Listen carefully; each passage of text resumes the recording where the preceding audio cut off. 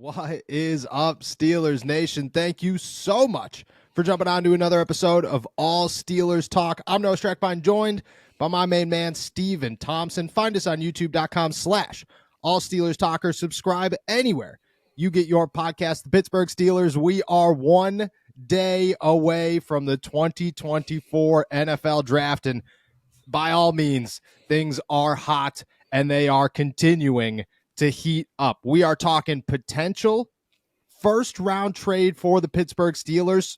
Brandon Aiyuk is still alive and well, and the possibility of him landing in Pittsburgh seems more and more likely as the hours pass. And then the Pittsburgh Steelers made a major decision on Justin Fields today, and we're going to dive into what that means now and in the future. And then to end it all off, the draft is tomorrow. We've been talking all week about our big board and the possibilities. Yesterday, me and Nick went over everybody else's mock drafts. Let's go over ours as we dive into a PFF mock draft simulator. We are just about 24 hours away from draft night. How you feel, my friend? And I don't know about you, but I'm rowdy this morning knowing that we are this close. Yeah, I'm pretty excited too. I mean, 24 hours away, but feels like we have so far to go before round one, pick 20. You know, like there's so much that could happen, you know, like we're talking about it today, but all these trade rumors and everything like that, like there are a million different things that could fall into the place and could affect how the Steelers make that pick number one on Thursday night. So I'm really excited to see how it all unfolds. I mean, these dominoes just keep on falling, and I'm eager to see what it all ends up in. It could be pretty crazy. Things are, I mean, the talks right now are really anything could happen. And we're talking the Steelers could go a number of ways with the number of different positions with pick number 20. They can move back, they can move up. And now there's a trade that we're talking about that sends them pretty close to the top 10 picks in the NFL draft. According to Tony Pauline, NFL insider Tony Pauline, the Pittsburgh Steelers and Denver Broncos are talking trade as Pittsburgh is another team that is targeting Toledo cornerback Quinion Mitchell and would move up to draft him. The Denver Broncos sit 12th in the NFL draft. There is talks and conversations throughout the last, couple of months really about them looking for a quarterback. They make a move for Zach Wilson.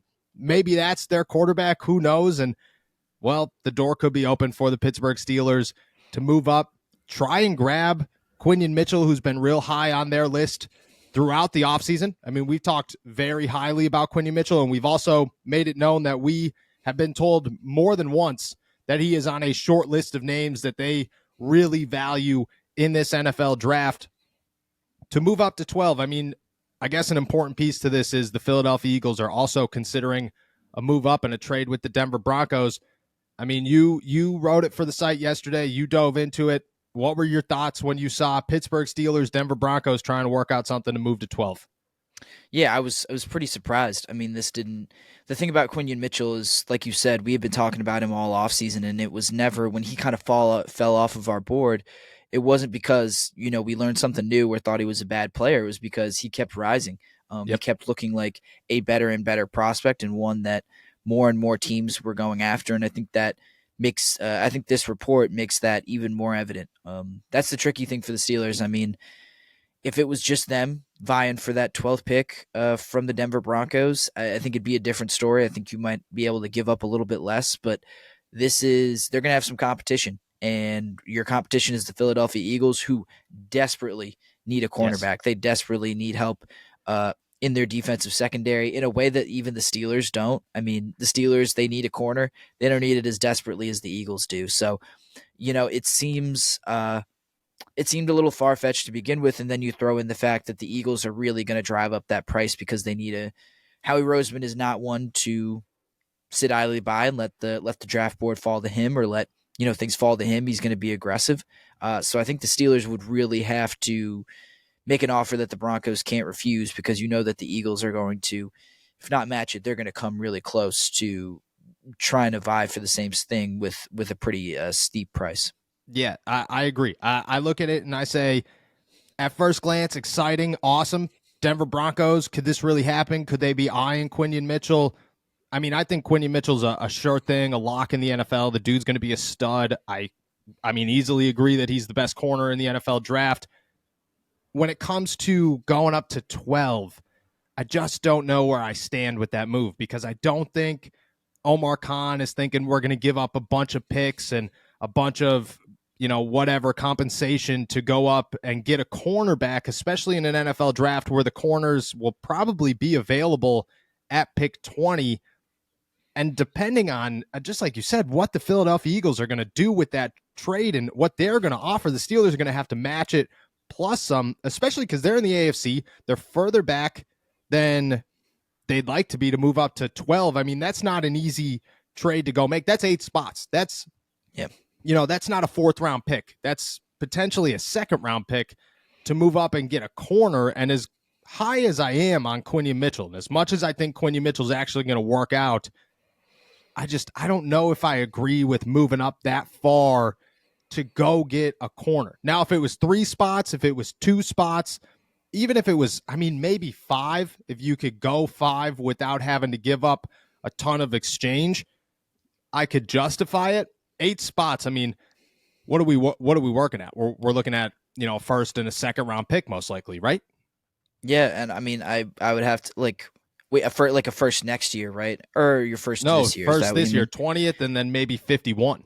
Yeah, that was my first thought. But the other thing is, even if you're getting away with, sending a one of those 3rd round picks or something like that, like those are really valuable. And giving up any extra picks in this draft just means that you're not going to. It makes it almost impossible to address all of your offensive line needs. You still need a receiver as well. That's my other big question is why, and we were talking about this before we started recording, but like if you're going to trade up to 12, why are you not trying to land one of those top tier offensive tackles?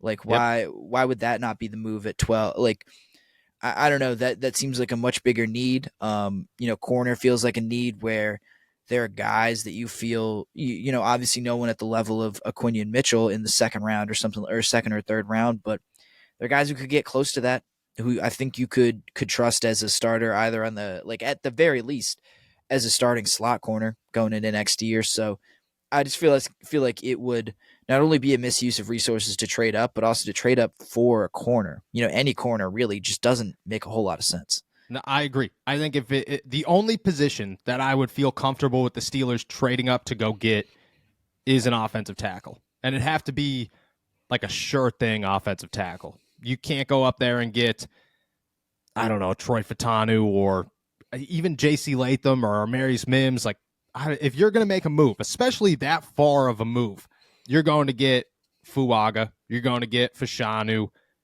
You're like hoping and praying that Joe Alt falls, and then boom, there's no weight in there. You're making a move. You're throwing everything you possibly have at the Denver Broncos. And at that point, honestly, like if you're going to move to 12 and go get a tackle, and you're going to give up, even if it's your 2nd round pick or a 3rd round pick, I can make that justification. I don't feel totally great about it, but I can make that justification for a corner, for a wide receiver, for a center. Just the need isn't there. The value isn't there. I think that's the other big thing is the Steelers have value at these positions, and it's not like it's Levi Wallace and Patrick Peterson again, and they're looking at it and going, oh man, this is, it didn't work out last year, and I can't believe we got to run it back with them again this year. It's Joey Porter Jr. and Dante Jackson, and the Steelers feel really good about Dante Jackson, and all they have to do is add one more piece to the puzzle. They're hoping it's Darius Rush or Corey Trice Jr. They have options, and there's still free agents out there. It's a deeper draft when it comes to the cornerback position, and you could probably find somebody in the 2nd or the 3rd round, even if it's, not a true, this is an immediate starter. It's definitely not a Quinion Mitchell, but it's a good, reliable pick, and then you can make decisions next year. Whereas, if you go into the season and you're missing an offensive tackle and you're missing a center, like you're missing massive holes on this team. Like this is not. You could go in there without a corner and you could feel okay about the roster. You can't go in there without a center and say, okay, this is going to work out. Like it's just chances are it's not going to work out. I agree. For a corner, it's not a move worth making if I'm the Pittsburgh Steelers. Is there a trade scenario that you see that you would feel okay with to go up and get Quinion Mitchell? Is there a value, a compensation where maybe it's 20 and a 4th round pick to move up, maybe less than 12 to go get a guy like that? Yeah, absolutely. I'd say basically anything other than that.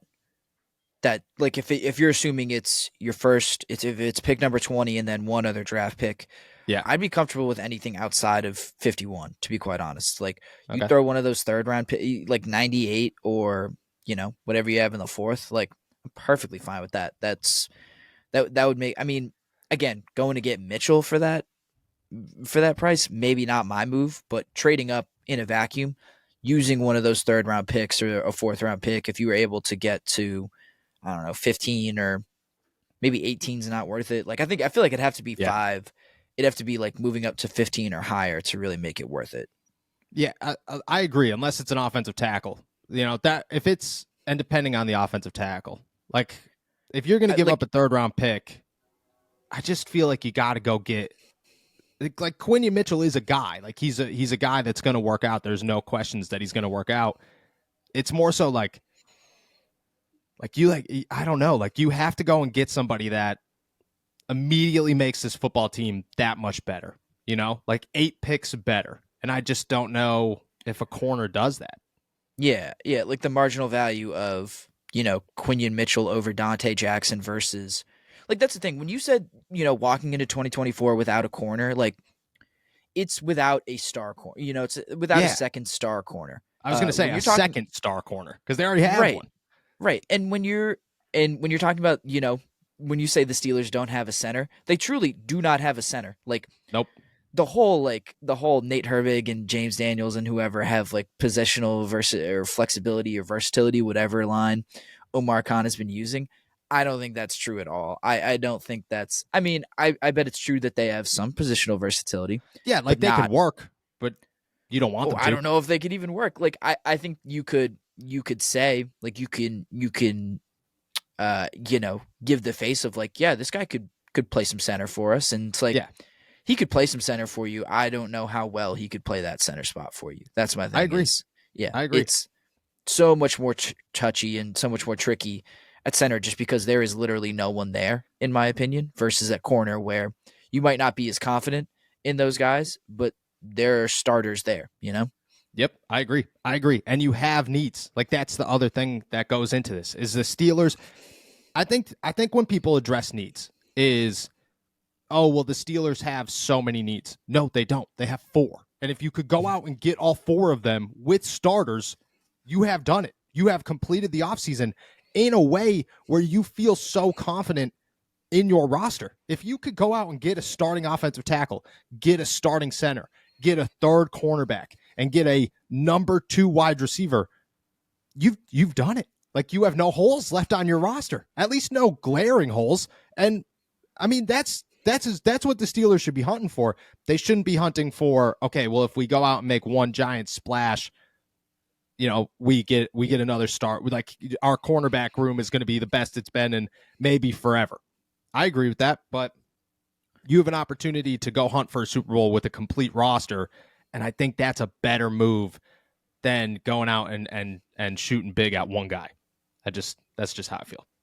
Yeah, I Um, think quantity is going to create some quality for the Steelers. I feel like in this draft. yes, I agree. I agree. There is another trade that is still very much so alive. Brandon Aiyuk, a name that every time we mention him at this point, everything falls off. Nobody wants to talk about it anymore. I get it. I 100% get it. I think the Brandon Aiyuk thing, it's been fun. We've hit a point where it's okay. This is getting a little bit too much. Is it actually going to happen? Well, as early as yesterday, or as late as yesterday, everybody keeps talking about Brandon Aiyuk being a possibility for the Pittsburgh Steelers. They're reportedly have a trade package in place that they're willing to send to San Francisco. They're just waiting for San Francisco to be open to a trade. People are talking a first-round pick for the 49ers. The San Francisco Chronicle said that that's what they're looking to get in a trade for Brandon Aiyuk. And then, I mean, people have tossed out there a 2025 first-round pick for Brandon Aiyuk. You look at either one of those options. Are either one of them a likely possibility, especially for a guy that, I mean, reports are saying wants north of $25 million a season, which is no surprise. If anything, that's a low ball number compared to what I had in mind for Brandon Aiyuk. Are you comfortable, or do you think it's a real possibility the Steelers give up either of those first-round picks for Brandon Aiyuk? I think they are possibilities, and I don't know. I don't think they're that. I don't think it's that bad of an idea. I'm trying not to talk out of both sides of my mouth because I know we just got done talking about how a corner or receiver really isn't worth trading up for. But I don't know. I just look at it as if, well, first of all, 2025 is not real to me right now. Yeah, agreed. Like Agreed.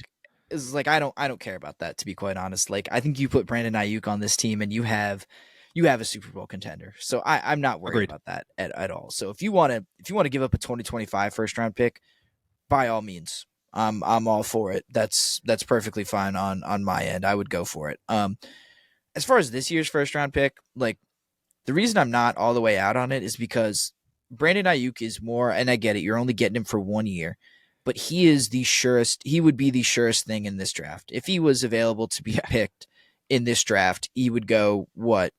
I mean, he might not go Number before 2. Caleb. Yeah, he wouldn't go before Caleb Williams, but he would Yeah. be the first wide receiver taken off the board. He'd be a top 3 or 4 pick. So and again, he is the surest. He would be the surest thing in his draft. He would be a guy who has already been there and done that at the NFL level. No Yeah. one else in the draft can say that just by nature.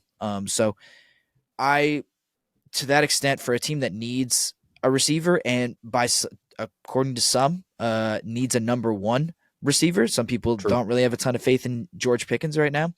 I feel like you'd absolutely be willing to use pick number 20 and I think that's how you got to view it, like stop looking at the money that you hypothetically have to pay him in the future and just Yeah. look at what you're giving up to get a guy who can be your number 1 receiver right away in a massive year where you're already, I mean, the Steelers made the statement, I think, when they, with their offseason and with their free agent signings that Mhm. we're going to be aggressive. We're all in on this year. We think we can win this year. So to that extent, I don't know why you would look any further than this year and think any more about, a first round pick or not, for a guy who can elevate your roster in such a significant way. I don't disagree. I think if you're talking next year, easy money. I'm making that move. Don't care especially if you want a Super Bowl. Like if you're hunting for a Super Bowl, that pick is 32. Nobody cares anyways. Chances are you're going to trade it no matter what. This year, I think depending on who's on the clock and when the trade is made, if I'm like, just to break it down, like my thoughts here, if I'm the Pittsburgh Steelers, I think the most likely possibility when it comes to a Brandon Aiyuk trade is, if we're going during the NFL draft, is like when the Steelers are just about to be on the clock, that phone rings. Now things are in motion. And, people have talked about the pressure of, I think it was Ari Mirov who said the pressure of the NFL draft could force a Brandon Aiyuk trade. I think that's a real possibility. Like if the 49ers view it and just say, look, there are so many wide receivers here in the first round, why not just get rid of them and take the best value we could to keep this team where we want it to be right now? Because I think that's the danger of the 49ers if you go past the NFL draft, is you get rid of Brandon Aiyuk in July, you don't have anybody to replace him. Like you didn't replace him in the NFL draft. So I think that's a real possibility. If you're the Steelers, depending on who's on the board, I think that it could happen. A first round pick, I mean, I don't think you're getting them for less during the draft. I think if it was before the draft, you could have convinced them into a second round pick. Now that it's Wednesday, there's no chance that's going for anything less than a first round pick. When it comes to value, I mean, I agree with you. I think he's the best player in the draft, and I think that you immediately make yourself a Super Bowl contender with Brandon Aiyuk, and I don't think anybody would be opposed to that. You look at it long term, it could work out if you think Justin Fields is going to sign for cheap on a couple-year deal, or if you think that next year you're going to go get your quarterback, and okay, that sounds good. You don't have to pay anybody. I don't know what it means for Pat Freiermuth. I don't know what it means for Cam Hayward. I don't know what it means for George Pickens or Najee Harris or any of those guys, because now you're paying a wide receiver $25 million. I mean, I don't know. I think there are a lot of questions that come with it. Could it happen? Yes. I mean, I definitely could happen with that 20th pick. What do you think the likelihood it does? I'd say pretty low, to be quite honest. The 49ers don't seem very interested in this at all. Like, it seemed to be the Steelers who are driving the conversation. And I don't know, maybe John Lynch is putting on a smokescreen, but I don't know. I think Ayuk is going to force this, if it does happen, it's going to be because he's not willing to re-sign for anything in San Francisco. He feels slighted by the process or something like that. I guess it's also true that this could drag out past the draft and into the summer. But as far as whether or not it happens on draft day, I'd say it seems pretty unlikely in my book. I agree. I don't think it's a likely possibility. I still hold out that it'll happen later in the summer when they like truly, just like you said, when it hits a point where the 49ers have given up on trying to re-sign Brandon Aiyuk, that is when he will be dealt.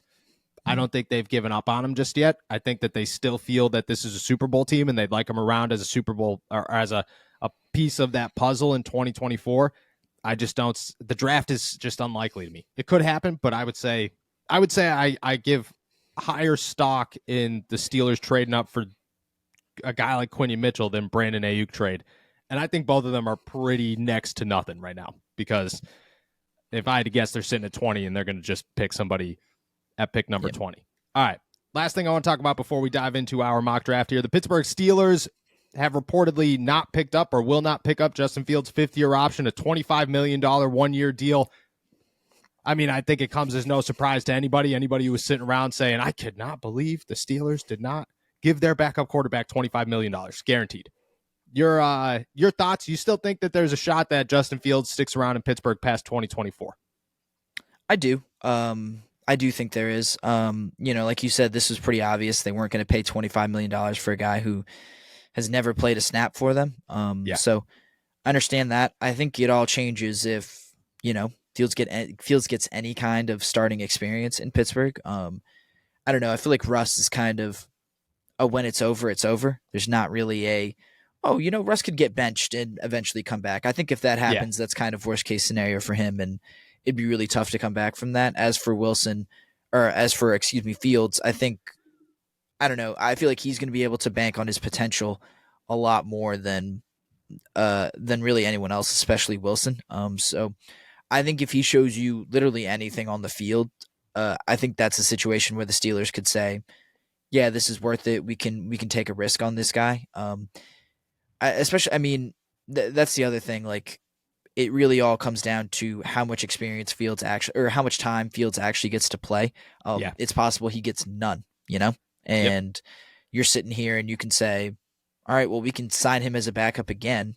Maybe he is our starter going forward, but if we kind of hold him on the bench, if he doesn't actually play, the chance that we get to hold on to him is a lot higher. I feel like that's the gamble that kind of the Steelers are playing right now. Because that's the thing. If, by some freak accident, Wilson goes down and you get 10 games of awesome play from Justin Fields, it's costing you more than $25 million, Oh, 100%. 100%. You're getting, at that point, Justin Fields is through the roof. If you traded for Brandon Aiyuk, you just screwed yourself, and now you have no idea where to sign everybody else.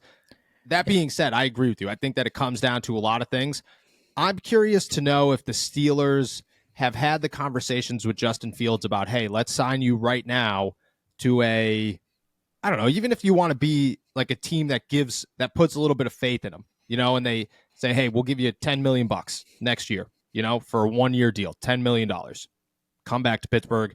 You'll be the guy. We'll give you an opportunity to prove that you are a starter, and then we'll go into the following season and we'll see what you're worth at that point. I think that there's a chance that those conversations if they haven't happened, they will happen after May 2nd. But I think there's a chance that Justin Fields kind of inks a deal before the start of the season just to kind of say, hey, look, I am going to be around in 2025. And then at the end of the season, you say things like, okay, Justin Fields is worth, $10 million and he's going to come back and be a backup, and that stinks, but Russ balled out and we're keeping Russ for the next 2 or 3 years on a massive deal. I don't think that's out of the realm of possibilities, but I think that there's a chance that the Steelers try to get a deal done with Justin Fields before the season for a cheaper deal than the $25 million, or I guess it would come out to like 19 or something, and be able to keep him next year without kind of taking a shot that he's going to be the starter in the season at any point and go off and, this dude's a stud and now he's worth $50 million and you really only got 1 year to prove. Because I think that's the other part of this is if he does step on the field and he does play well, his price tag shoots up, but you still only had maybe half of a season to see how good he could possibly be. So how comfortable are you paying him a massive contract? Whereas, and I think if you get a deal done now, you could kind of look at it where, like, if that happens, you get technically a year and a half or whatever to see if this guy is the guy, and then you ink him to a massive contract, and at 27 years old. So you're not even worried about it. Yeah.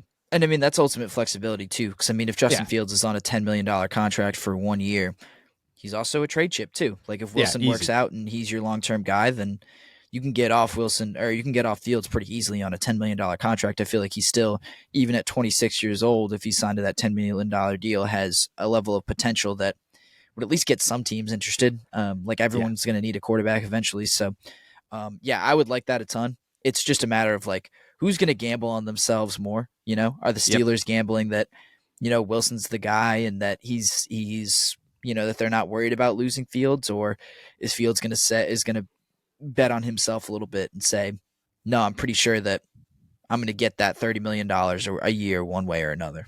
Yeah, I agree. I think that's exactly what it comes down to, is Justin Fields looking at this and saying, nah, next year I'll get a better deal and I'll go prove that I'm a starter somewhere. And I think that's a massive risk if you're Justin Fields, to fall into the realm of next year no teams are looking at you as a starter. You know, you're like a Jameis Winston now, a valuable backup, but that's really all you're looking for.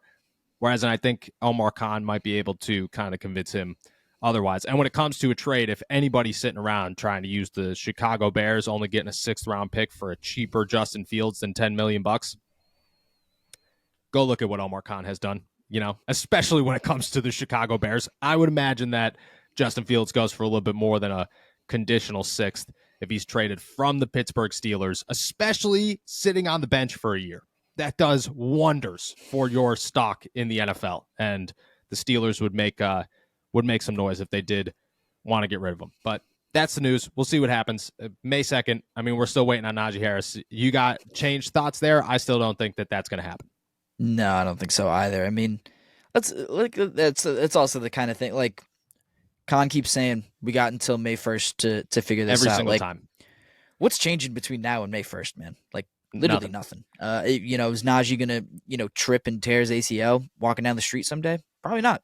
So like, I don't know. I think they know exactly what they want to do, and they're kind of telling you what they want to do without telling you what they're doing. Yeah. It's pretty obvious that it's not going to happen. And I'd be shocked if it did. All right. With that said, let's do some mock draft here. We're going PFF mock draft simulator. I think it's the most reliable one, the one that they keep up to date the most. We're going to operate with the Pittsburgh Steelers. Everything set to normal. We're going all 7 rounds here, and we're going to see what happens. We're going trades? No trades? No trades, right? Maybe trades if they're there. If they're offered, we'll go trades. Yeah. We're not going to trade up. We'll consider them. You know, we'll pick up the phone. I like it. All right. Let's get it rocking here. There it is. Your boy Brian Murphy's there. Moving quick. All right. Give it a pause real quick. Let's see where we're at right out the side of the top 10. Caleb Williams, Jaden Daniels. What are we doing here? Oh, Jaden Daniels, J.J. McCarthy goes to good old New England. Roma Dunze off the board. Marvin Harrison is the second one. Drake May, Joe Alt, Brock Byers and Kyle Pitts in the same team. What does Atlanta do? Like, yeah, okay. That doesn't really make sense at all. I don't make the decisions. I just watch the draft. Malik Neighbors, Quinion Mitchell off the board at 10. Doesn't even make it to 12. Would have been a pointless trade there. Talise Fuaga, Olu Fashanu, gone. Jared Verse, gone. Dallas Turner goes at 14. That's a drop. Brian Thomas off the board. Terrion Arnold off the board. J.C. Latham and Armarius Mims off the board. And Troy Fatanu again, just getting smoked there in the last 3 picks before the Pittsburgh Steelers. Let's do a little scroll here. Cooper DeJean still on the board. Byron Murphy still on the board. Graham Barton is still on the board. Nate Wiggins, who, I mean, I don't know if you saw the reports yesterday, but everybody was saying this guy's a one-contract guy. Yeah, people are not high on him.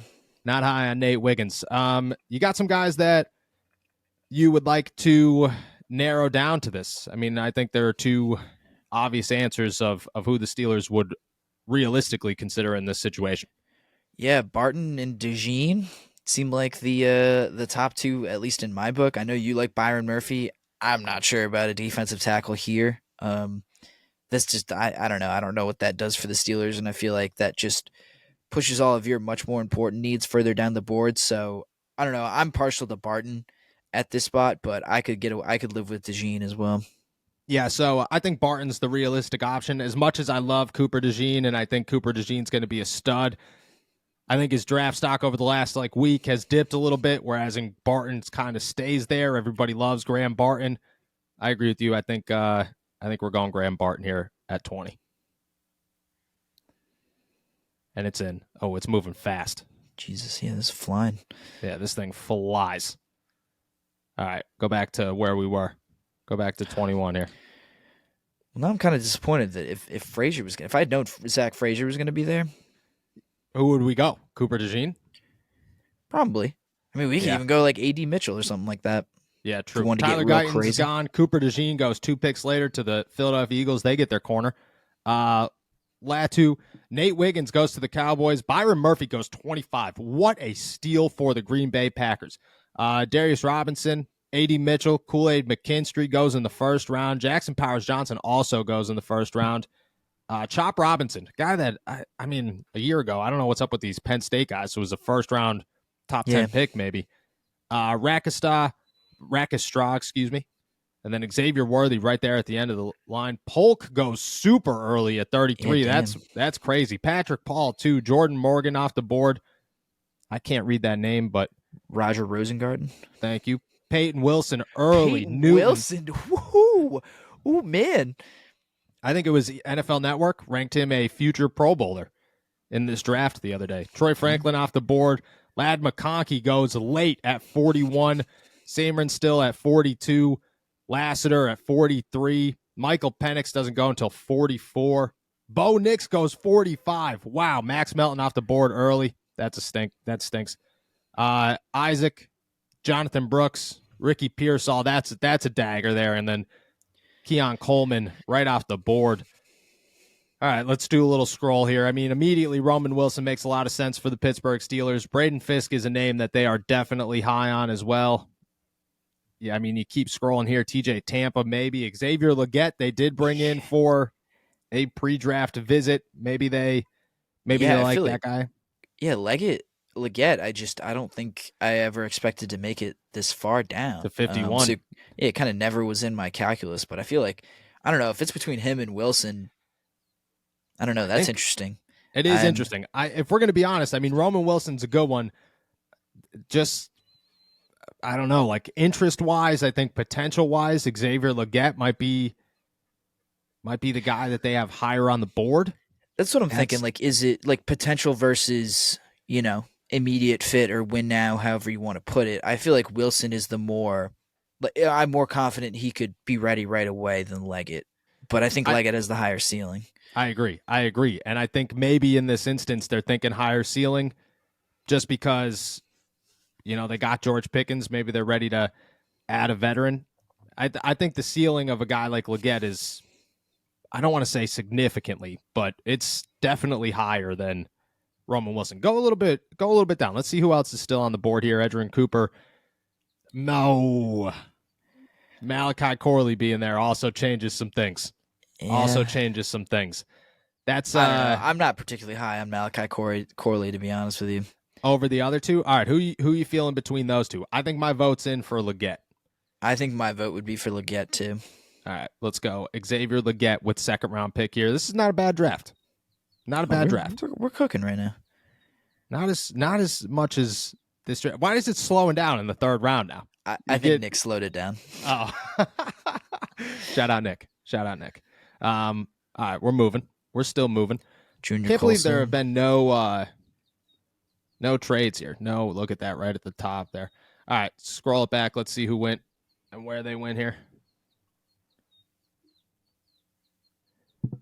Zach Frazier right after him, huh? Tyler Nubin, Chris Jenkins, Roman Wilson didn't last very long. Javon Bullard, Jatavion Sanders, Braden Fisk. Dude, the Green Bay Packers defensive line is going to be dirty in 2024. TJ Tampa goes. Malachi Corley doesn't last very long either. The Yale tackle was a guy that definitely stuck out to me a little bit, but I don't know how high they are actually on him. Andrew Phillips is the first pick in the third round. What a great pick. Edgerrin Cooper's off the board. Jalen Wright's off the board. Christian Haynes is off the board. Devontae Walker's off the board. Junior Colson's off the board. Oh, Blake Fisher. Blake Fisher gone. That was a big one, actually. That was definitely a big one. Because I was going to say, this pick has to be a tackle, right? I'd have to imagine. I mean, depending on who's there, I feel maybe you got to look there. We do have 5 trade offers. Wow. Screen is so small, it's tough to see here. That looks like a lot of picks for... I think that's we have to like offer a trade maybe, unless we scroll down or there. Yeah, no. All right, let's go. Let's go pick a player. Draft a player here. Bucky Irving's out there. Xavier Thomas, Marshawn Lloyd. Oh, Jalen. I mean, if we didn't McMillan's already still take there. a receiver, I know McMillan Jalen McMillan would have been a good one. Yeah, Johnny Wilson would have been. Yikes! Maybe we waited too long to take a tackle. Yeah, we might have screwed up on the tackle. Scroll down a little bit. Keep going. Mason McCormick, I saw was right there. He's a guard, but I don't know. Maybe you think about him. Jeremiah Trotter's there too. Yeah. All right, go to the offensive tackles. See who's Cedric Van Pran. We did. We got a little greedy with our offensive line. We did definitely get a little greedy with the offensive line. Are not good. Well, okay. I mean, but all these options look kind of, I don't know, not the same to me, but like, I'm not sure if there's a big difference between taking, Goncalves versus any of them. Forget. Yeah, versus the rest of the, like, could we wait until 98 to get Mac and Calves? Yeah. Yes. So I think we go best player available when it comes to where we are Rattler? now. Spencer Rattler? I don't think Spencer Rattler. Scroll down a little bit. Let's see who else is on the board here. Renardo Green is actually really interesting. Renardo Green is very interesting. What have we taken so far? Renardo Green is very interesting, actually. Yeah. Is very interesting. I'd go Renardo Green here and feel pretty confident. Yeah. I think that it would honestly be a steal at 84. Like, yeah. I think he's going a lot higher than this. Like, the idea that, I mean, Kyrie Jackson went 2 picks before him, that doesn't seem right at all. No, I agree. People like Kyrie Jackson. I don't like Kyrie Jackson. All right, Renardo Green. I like it. Lock it in. All righty. Johnny Wilson goes right after. Oh, Spencer Rattler going to back up Baker Mayfield. Yeah, when you said best player available, and the first one was what's his face? Spencer Rattler. I was like, maybe not best available. Maybe not best available. All right, here's a good question for you. Jeremiah Trotter is a very interesting name at 98. Very interesting name at 98. I think that I get it. You need a tackle. Is there a tackle that's worth more than Jeremiah Trotter's upside? Maybe. That's what I'm saying. We're scrolling down there. Yeah, we're scrolling down here, and I don't know. A tackle's not popping up at all. No, not for a minute. Another tackle might not go before the Steelers pick again. So I agree. I'm fine waiting again, quite honestly. I mean, maybe we screwed this up, but for where we're at right now, like I'll wait until the 4th. It's fine. I agree. To Vondre Sweat, excuse me. That was another name to watch. I mean, he did get in some trouble, but definitely a name to watch. Brendan Rice too, also a name to watch. I feel good about Jeremiah Trotter. I think if he's on the board, the Steelers might consider just, hey, there's some upside here. We don't know about Cole Holcomb at this point in the offseason. Let's go for it. Let's do it. Lock it in. Jeremiah Trotter. Heading into the back half of the draft here. Michael Pratt goes right off the board next. Big name. People are going to be upset about that one. I think Matt Goncalves is gone. I don't think so. No? Yeah, there he is, Matt Goncalves. I feel real good about Matt Goncalves at 119. Yeah, there's our boy. All right, let's lock it in. Can you see your picks at this point in the draft? I'm not sure. No. Doesn't seem like you can. I don't think you could. All right, who do we got here? Graham Barton, Xavier Legette. Who do we go in the third? Who do we start the third with? Renardo Green, I think. Renardo Green, Jeremiah Trotter, and Matt Goncalves. Not a bad draft. I feel real good about this. I mean, not a bad draft whatsoever. I don't think we knew that. I don't know. I don't think we knew that like the tackles were going to fly off the board in in the way that they did. Like I kind of assumed that there was going to be, a Jordan Morgan or someone there in the in the second round. rounders. Yeah, but I agree. Oh, Torrey Taylor. No, I'm kidding. Steel Chambers is definitely an interesting name, especially if we didn't draft Steel Chambers. You want Steel Chambers? No. Did you say hear me out on Cody Schrader? Oh yeah, hear me out on Cody Schrader. Dude. This guy, I think he's really, really good. Like I think he's kind of got some Jaylen Warren 2.0 to him. If you're in the camp that's thinking, oh, we're not going to pick up, we're not going to re-sign Najee, we're not giving him his second contract. We got to start thinking about options later in the future. I think the way that we've filled out this draft to start, I think Cody Schrader's worth a shot right here. Okay. Give a little scroll. Make sure we're not missing anybody. I'm just saying doesn't have to be him, but I'm saying I'm interested in him. What are we in the 6th round here, right? Round 6. Oh, 6. Ooh, oh, Josh Newton is still on the board. What are we doing here? Honestly, if Josh Newton's there. I know, but do you go Josh Newton over a guy like? Do you go Josh Newton or do you wait on Josh Newton? When's the next pick? 190 something, I think. Yeah, for the Steelers. Yeah, I don't know. It's a while to go. I don't think Josh Newton's going to stick around that. Like the fact that he's even here right now is pretty.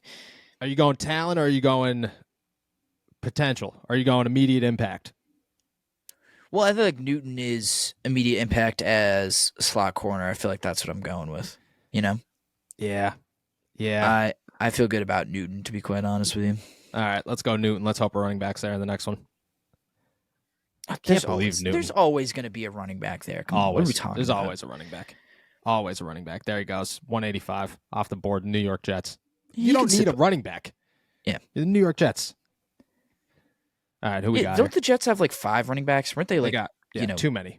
Too many. They got Izzy. They got Brees Hall. They got too many. Michael Carter. No, Michael Carter's not there anymore. No, but they have someone else. Give it a little scroll here. Marshall running back always excites me. Looking promising. Yeah, look at these running backs. Oh, Dylan Johnson. Dylan Johnson is on the board. That is a name. Miles Murphy's also on the board. Also a very interesting name.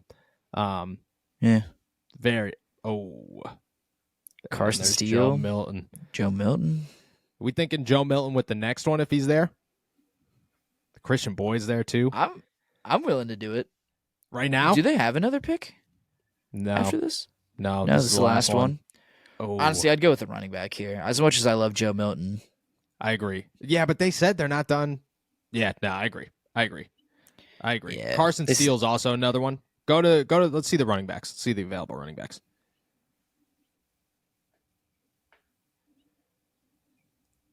Oh, Dylan Johnson just stands out here, I think. Yeah, keep Frank Gore Jr. Yeah. As much as I would love a Frank Gore Jr. in Pittsburgh, I just don't think it would actually happen. I think Dylan Johnson's the move. Yeah, I was going to say, I think Dylan Johnson's the guy. That's how we end this draft here. I hope it shows you all your picks. I think it will. To be honest with you, I don't use draft simulators very often, so this one I'm kind of bored. Joe Milton might just go undrafted here. No chance. That's what I'm saying. I'm not even... Can we select undrafted guys? Is that allowed to happen? Can we do free agent signings? Can we add all of Frank Gore Jr. off the board there? Thought he was going to go undrafted too. Thought he was going to be a guy to watch. Any pick that's not Joe Milton, we're happy about. We're real close here.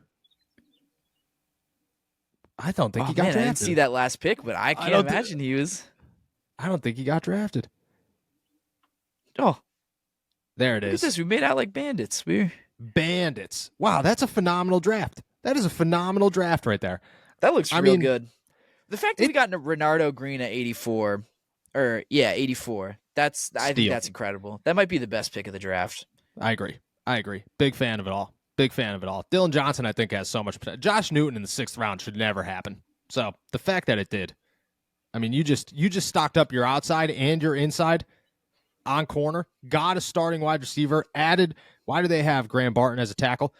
Added a center and Graham Barton. You're dead. Dan Moore's definitely starting at offensive tackle this year, which is definitely concerning. But you got to take a loss somewhere. And Jeremiah Trotter, man, I mean, a year ago, he was like the 15th pick in mock drafts to the Pittsburgh Steelers. So the fact that we're here feels pretty good.